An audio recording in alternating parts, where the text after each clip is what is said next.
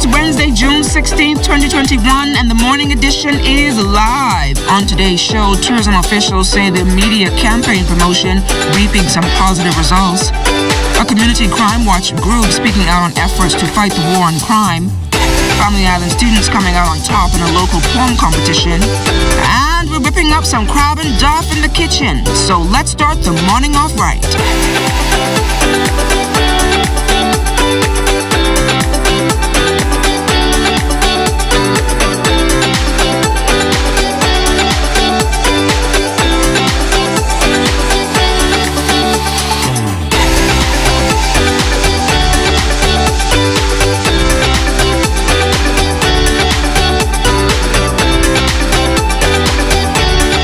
The shining beacon of hope this world needs. Good morning, everyone, and welcome to the morning edition. I'm LaDawn Davis. Good morning, everybody. I'm Charles Fisher. We got a cooking show did this I hear morning. you say it right? Yes, food. Crab and duff? Crab and duff, yes. Our very own Bodine Victoria, she's going to show us how to whip that up in the kitchen this morning, so I can't wait to see Crab and duff. There's guava duff, coconut duff, but crab and duff is just infused it with some crab, so I'm sure that's going to be pretty good. And our viewers will be looking forward to seeing just how she whipped that. What's else in store for this morning? But you know, you have your special feature this morning.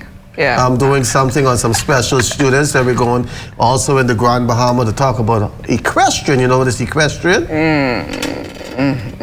No, I You don't know what is equestrian, No. You just found out what equestrian is. That's why you want to ask me what equestrian is. He didn't know either. So what is it? Stay tuned to the story. Equestrian is something that you do when you're sleeping. You don't even know what it is. And the Stapleton Crime Watch group, they took me on a tour of the neighborhood because they also experienced some crimes at their homes as well. So we have that story this morning. We have a jam-packed show in store for you this morning. But once again, some giveaways this morning. Janice, once again, our trivia question. A lunch bag set, and this is looking so good. Which sport does Janice sponsor? And you can dial 502-3870. This should be an easy answer. Which sport does Janae's sponsor? And you can win yourself this nice lunch bag as we get sent. The phones are already ringing, so we're going to let our secretary here in the studio answer that. But before we get to who won that prize, let's take it out to the streets now to our Desmond Sanders with the morning traffic. Stand by. Well, Charles and LaDawn, wow, can't believe it's Wednesday. Did you get it? Nearing Father's Day. I'm all excited. I'm not the father, but I send a big shout out to all those fathers out there watching. We're out here on Market Street near the Kwaku Street Police Station. A pretty active scene and many people making their way to their destinations. Overcast skies, pretty good weather. It's feeling pretty good. I'm out here with Constable Prince Dean Jr. Now, before we really get into our segment, there are a number of things that you need to be aware of as motorists. Wolf Road, Nassau Village, you want to be careful in those areas. A number of works taking place, and there are some particular concerns, Constable, in this immediate vicinity, right? Yes. Good morning, Mr. Sanders. Good morning, Bahamas. If you look behind me, you see a number of non-entry signs. Persons tend to disobey those signs in this area. So we got to stay alert, be vigilant, and notice these signs because you can cause dangerous accidents in this area if you travel in the wrong direction. We also have one-way signs pointing to you to travel south on Market Street, only south. However, persons tend to come out of the corners and travel north on the Market Street, causing collisions. These are frequent sometimes, so we try to stay aware of these certain areas where frequent accidents happen to lower the standard. However, over the 24-hour period, we have only had 3 traffic accidents, the damage-only traffic accidents. However, no persons were injured. We have 12 persons in hospital in reference to traffic accidents. That's good. Thank you very much. Constable Prince June Jr. joining us on the traffic segment here. Want to remind you to adhere to the COVID-19 protocols. Already for the year, there's been over 1,000 citations. So you definitely want to adhere and obey the curfew rules and also obey the rules of the road. Very, very important. Charles and LaDawn, back to you. Thanks a lot, Des. We are waking up to 81 degrees with some clouds Winds north at 2 miles per hour, humidity 94%. A multi-layered troughing along with tropical moisture is creating the weather over the Bahamas, while a ridge of high pressure is draped across the islands. For the northwest and central Bahamas, weather cloudy to overcast, hot and sticky with scattered showers and isolated thunderstorms. The southwest Bahamas, weather partly cloudy, hot and breezy with isolated showers or a thunderstorm. The daytime high temperature today reaching 90, overnight low 73. As we look ahead to Thursday, a thunderstorm in the morning, day and night high and lows 87 and 79. And then on Friday, we'll see some sun through the high clouds, 89 in the day, 79 at night. Minister of Tourism and Aviation, the Honorable Dionisio de Aguilar, making his contribution to the 2021-2022 budget debate on Tuesday, and he was happy to report that his ministry's aggressive media campaign to promote the Bahamas globally has been heard. I can confidently and resolutely say today that our economy will get better and better as 2021 progresses. 27% of the persons going to the Fermi Islands went to Eleuthera. Mostly Harbour Island. 20% went to Bimini and Cat Key, mostly by boat from Florida. 19%, less than North Abaco, 19% went to Abaco, which is quite remarkable given the damage Hurricane Dorian put on that island, and leads me to conclude that those second homeowners are very, very loyal to Abaco. And 17% went to Exuma. With the onset of COVID, people want a low-density, secluded vacation at a small boutique hotel or Airbnb, away from crowds and larger properties. And that is exactly what happened. In his budget contribution Monday, Minister of Agriculture and Marine Resources, the Honorable Michael Pintard, urged farmers to continue working together to grow the industry.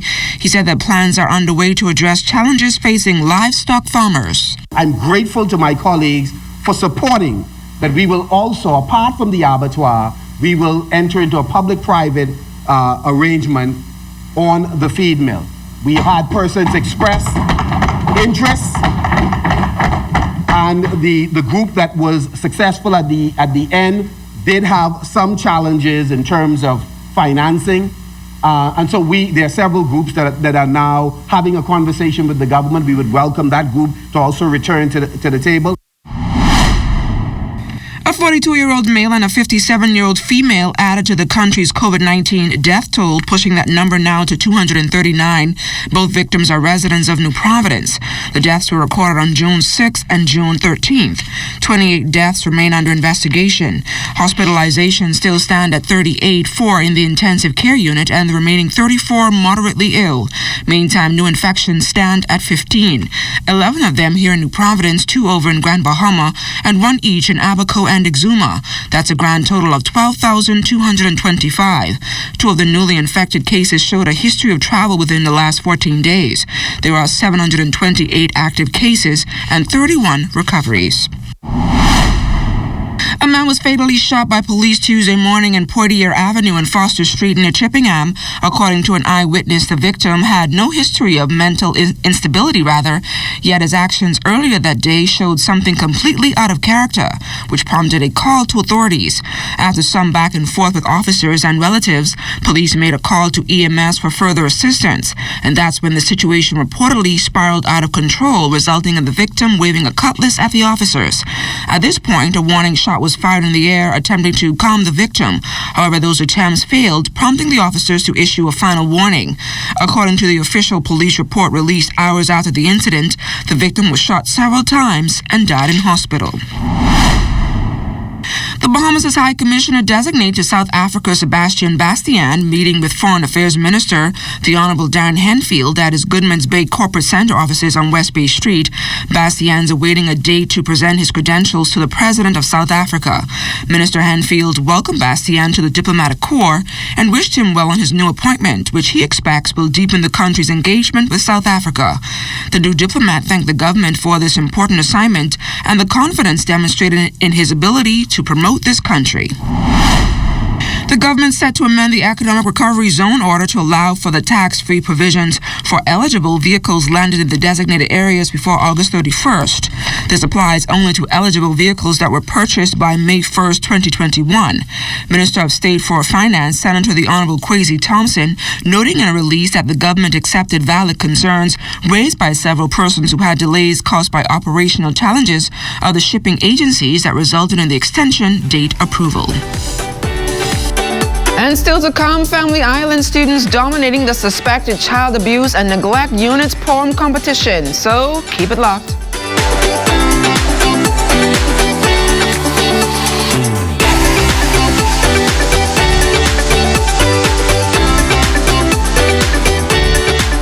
Nature-based tourism supplies almost $50 million in revenue for Androsians every year.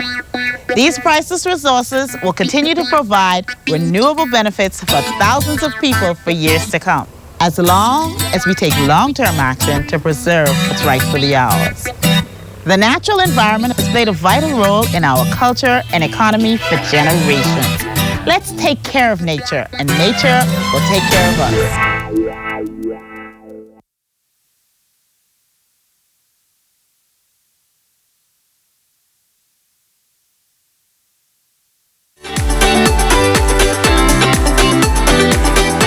Pot. Now today I'm going to show you how to make crab and duff right here on the Morning Edition. Stay tuned. Back to you, LaDawn. The number of crimes on and off in the Stapleton Gardens area is raising the eyebrows of members of the Neighborhood Crime Watch Association who have experienced firsthand what criminals are capable of. Yesterday we had a chat with executives to talk about those issues. Up one morning and my whole bumper was gone off my car. Tomar Higgs is one of thousands of residents in Stapleton Gardens that have fallen prey to criminal activity in a community he calls home. The first vice president of the Neighborhood Crime Watch Association says luckily though, the criminals were caught thanks to swift action taken by his team and police officers. However, he says a nighttime theft put a major dent in his financial pocket. I called the police and I was advised to come to the station and report. Now, when I went to the station to report, the suspect was caught that night because my bumper was stolen the night before. And when I got there, I told them my bumper was stolen. I showed them my car and they showed me a picture of the bumper and I said, yep, that's my bumper. So I was able to get my bumper back from my car. Now I gotta find money to go repair that. You know what I'm saying? I'm an entrepreneur and it's hard for me, to survive by myself. Plus I gotta now go fix my car, which is now sitting at my house and residents too. Just sitting there, I can't drive it. President LaCale Johnson says the crime trends goes in seasons and the association has done a good job in their efforts to fight the war on crime. She later listed some of the latest crimes committed over the past few months. This trend of a catalytic converter is something that's under the car, and what they do is we understand it's very, very, very it's economical for them. They can get a lot of money, up to thousands of dollars for it, and you will know that yours is stolen as when you turn on the car, you'll hear this roaring sound. Also, of course, we've had the gas tank issue that's been very prevalent in Stapleton, and so we have had an arrest recently. Of course, fruit stealing as well, and persons don't realize that some of these fruits has now become a source of income for residents who are not working, and the coconut tree, for example, has many different things that you could do with it, and persons are using it for income, and these persons are just coming in the yards, trespassing and taking persons' fruits and selling it on the side of the road as if it's their own.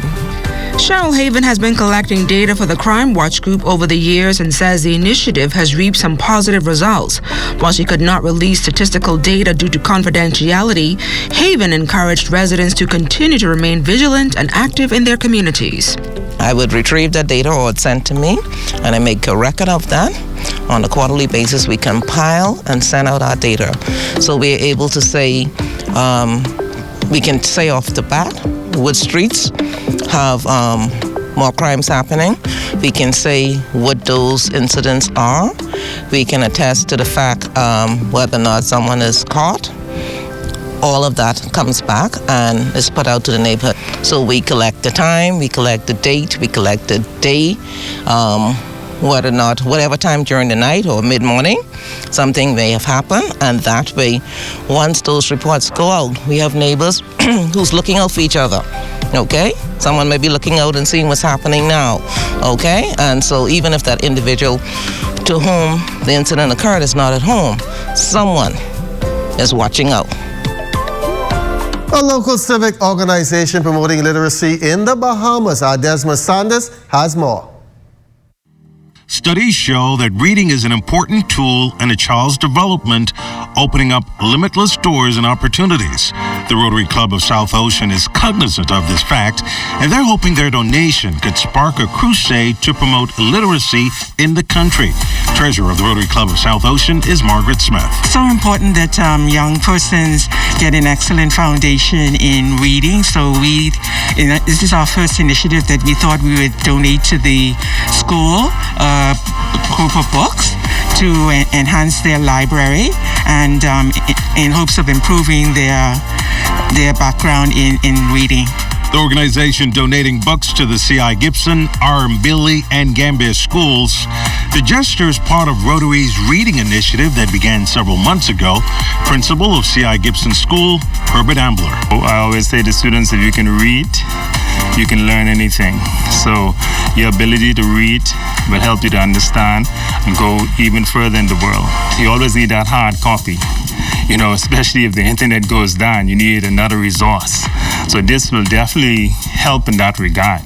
11th grade student at C.I. Gibson School, Ronaldo Holness, among the students expected to benefit from the donation. Reading is very, very efficient for me, especially because I'm in a class where reading is very important. You gotta learn new stuff. You gotta get familiar with the content, and you gotta understand more what's going on around you.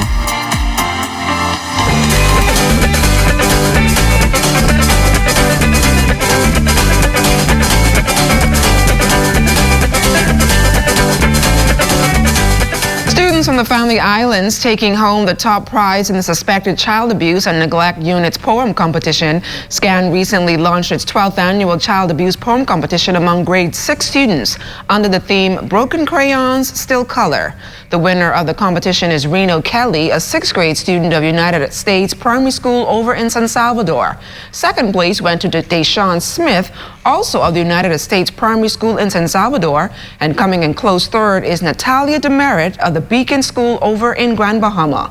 Some 16 entries were submitted from grade 6 students attending private and public schools across this country. The winner also received a tablet, a trophy, and a $100 gift certificate. Second and third place recipients received a tablet and a trophy. Congratulations to all of the winners. And as we take a break, we take a look back at today in Bahamian history. On June 16, 1963, President of the Bahamas Federation of Labor and member of the House of Assembly for the Southern District, Randall Fox, was readmitted to the Progressive Liberal Party. His return increased the PLP membership in the House to 9. Also on June 16, 1973, the National Flag Carrier's first aircraft for domestic service arrived at Nassau International Airport. The prop jet went into service immediately on assignment to Freeport, Grand Bahama. It was completely overhauled in the colors of the new Bahamian flag.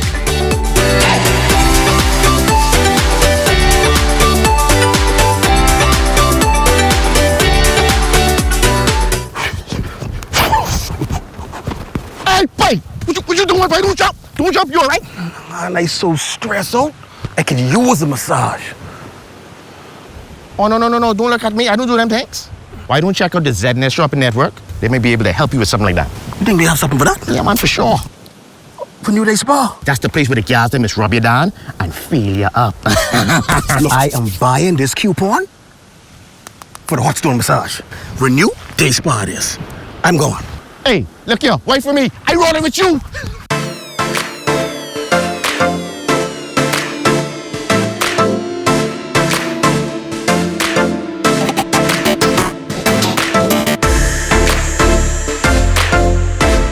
Log on to www.znsshoppingnetwork.com. Select the island of your choice and shop anywhere, anytime.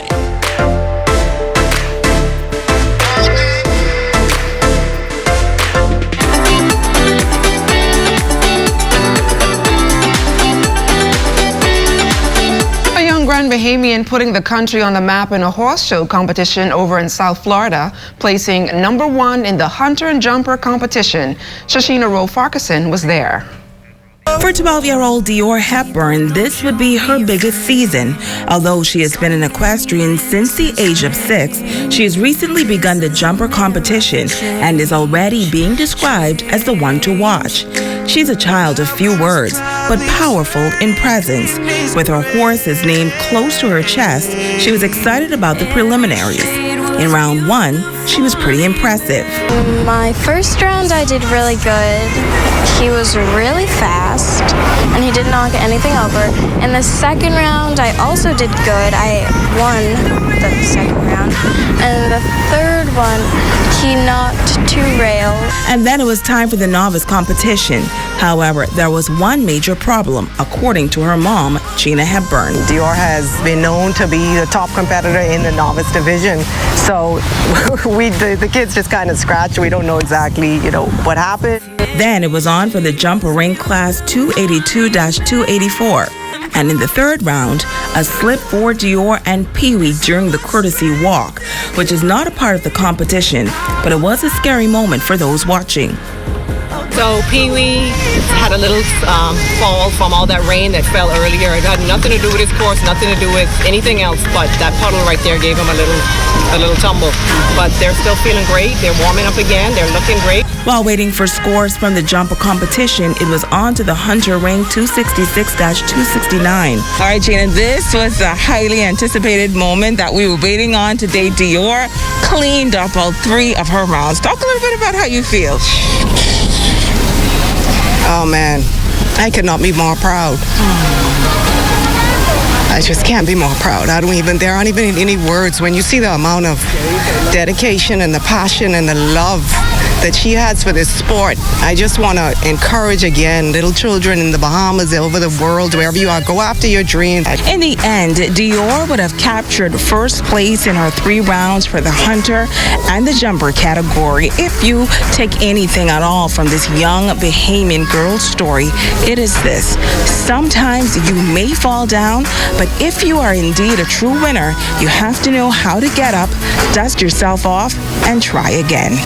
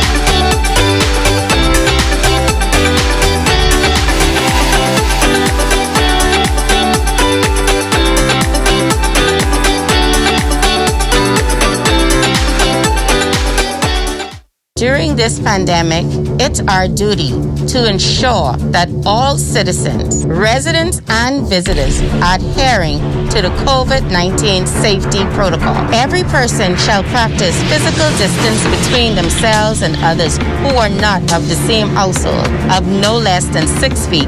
I am Ambassador Amanda Etchcom of the COVID-19 Enforcement Unit. Save a life that may be your own. This message brought to you by the Ministry of National Security in conjunction with the Broadcasting Corporation of the Bahamas.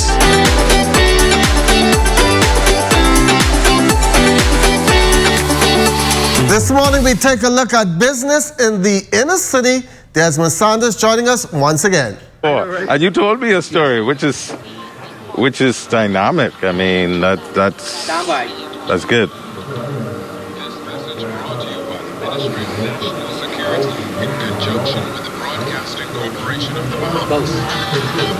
Okay. Well, Charles and LaDon, I'm here, nestled in the quaint community Nestled in the quaint community of Kwaku Street is Shekinah Family Bucks. That's right, the coffee shop, and a great business here. You know, one of the things I like about being in broadcasting is the opportunity to promote black-owned Bahamian businesses that are thriving and making a difference. And so I'm here on Kwaku Street at the Shekinah Family Bucks establishment, a new establishment, and I'm joined by the owners here this morning. Kindly introduce yourselves for me this morning. I'm Pastor Samantha Evans, and this is my husband, Bishop Arthur Evans. Yes, sir. Bishop Arthur. Yes. Tell me about the struggles of entering an enterprise of this magnitude, which is dominated by major outlets, but you have decided to launch out, and you've birthed the Shekinah Family Bucks in the inner city, Kwaku Street. Tell me about the struggles and explain how it all came together. Well, 10 years ago, the Lord spoke to me and he gave me the name Family Bucks. And I didn't know where I was supposed to put this coffee shop. I saw a concept that in my mind that we could put a coffee shop in the Over the Hill community and it can thrive. One of the greatest struggles was people, the naysayers, were saying that you should not do it in Kwaku Street. And I'm saying, why not Kwaku Street? I believe in the Over the Hill community. We struggled with finances, trying to pull everything together, trying to get the right product in order to offer to our customers. And so we're a full-service coffee shop. Not a breakfast place, but we're a coffee shop where we offer breakfast sandwiches, we offer any lattes, we offer hot and cold drinks. So it's been really, really good so far. Yeah, it's a cozy atmosphere. I feel like I'm on an island someplace far in Auckland somewhere, you know, Crooked Island. But no, it's honestly, it's a very cozy, relaxed environment, and that's what I like about the feel of it. And it's just so amazing. How did you survive in a COVID environment, atmosphere? Well, during COVID, that was a time when I lost my job, and churches were closed, and you know, because of the lockdowns, you still wanted to get outdoors. There was no restaurants really open other than the ones that were slowly opening outdoors. And when we were allowed back in church, just a few members, there was still nowhere to go. And so what we had was we were just going to open a little kitchen for the members. Quickly evolved into, you know what? We've got this great product. We've been to coffee houses all over the world. We've got this great product. Why not offer it to the community? Why not offer it to the whole Nassau, the whole New Providence, the Bahamas, whoever comes from the island? We want to be a staple as well. Well, I'm glad I came. I'm getting my cue. 3 words for those aspiring entrepreneurs. 3 words. Never give up. You got it. Never give up. Live here. It's all about Shekinah Family Bucks. LaDon and Charles, back to you in the studio. Thanks a lot, Desmond. Well, before the start of this show, had you ever heard of Crab and Duff? Well, the very talented Bodine Victoria is back to give a cooking lesson on how it's done Bahamian style. Take a look. We are familiar with guava duff, but that's regular. Duff could be savory, and I wanted to give you all of the experience of eating crab and dough without all of the hassle of opening the crab and dipping it inside the fat. Nothing wrong with the traditional one, but let me tell you something. After you had crab and duff, you might just want to have this at your Father's Day party. Okay, so now let's start with step 1. We gotta prepare the crab filling. We can start this recipe with the butter, because everything is better with butter. Add the 3 major herbs, y'all know what I mean, the aromatics, onion, sweet pepper, and celery, and allow them to kind of cook down in the butter until they're translucent, and add your tomatoes and let that cook down until most of the moisture has evaporated. I just put in some crab fat in there that I diluted with some water, and then I added some thyme. From here, we also going to put some coconut milk inside here, because coconut milk make everything taste good. And for some additional sweetness, but also as a filler, you want to add some sweet potato, because this can give you that nice texture you need. From that, you know, done crab meat that you pick. I show you how to do it on my channel. Add your lump crab meat and then season. I add some homemade garlic salt and some pepper to this, and I allow it to simmer until all of the liquid is just about gone. Now we can take some garlic and butter and we can let this brown inside our pot. We can add our fresh thyme and oregano, and then we're gonna let that infuse. We're gonna stir in some half and half, and we're gonna allow that to incorporate and thicken a little bit. We're gonna add some crab broth, some lemon juice, and then we're gonna allow that to thicken. Later on, we can take this off the stove, let it cool, and then we can mix this in 2 cups of plain yogurt. Now, if you make dough before, you know what to do. Add flour, a little bit of your sugar, just have coconut oil, and some salt as well as your baking powder. Mix that together, adding water only as you need it, just to make sure that the dough stay together. And you don't want to overwork the dough, so don't put in too much water, because that means you'll be adding flour all day, and you don't want that. You're going to knead it lightly, not too long, and then after we finish kneading it, we're going to let it rest until it's time to use it in the recipe. Now that our dough done rest, we could take our rolling pin and roll it out as evenly as possible. It ain't gonna be perfect. Then we're going to take that stuffing that we made that is nice and cool. Don't put it in there hot. And we are going to roll that inside the dough. Then we can put that dough, you see how fluffy it look, inside some parchment paper, and then we can roll it inside our cotton material. Now, you ain't gotta roll it in parchment, but I just prefer to do that. Don't roll it too tight, otherwise it could condense and the dough ain't gonna have no way to rise. So don't do that. Stick 2 plates in the bottom of a really nice, deep pot. Add the water and allow that to steam for 15 to 20 minutes. I missed steam mine too long and I didn't get it because I was taping, but this is what it looked like. Slice it up and then add some of that good dressing to it and taste it. I promise you it tastes good, and this is a dessert you all gonna love. And now that that's finished, let me just remind you, don't let any and everybody dig up in your pot. Back to you guys. Bishop, that looks like that was pretty good. I'm waiting on my taste for that, Bodie. And please, I really need to taste. But we didn't get a winner today, which what does Janae's sponsor, and it was easy. Let's bring it up on the screen. It is sailing. Wow. So this bag will be right here. You say it's a good makeup bag, a good lunch bag. So sloop sailing was the answer. We'll have another trivia for you to answer tomorrow. I think that was probably a hard question because, you know, persons, I guess, they don't think sailing is a sport. So, yeah. That was pretty hard. And be sure to stay tuned to the ZNS Network for news as it happens, TV and radio updates throughout the day. Then you can tune into the Northern Edition and the Bahamas Tonight at 7. And that's a wrap for us this morning for the entire team. Please have a safe day, everybody. Have a great morning.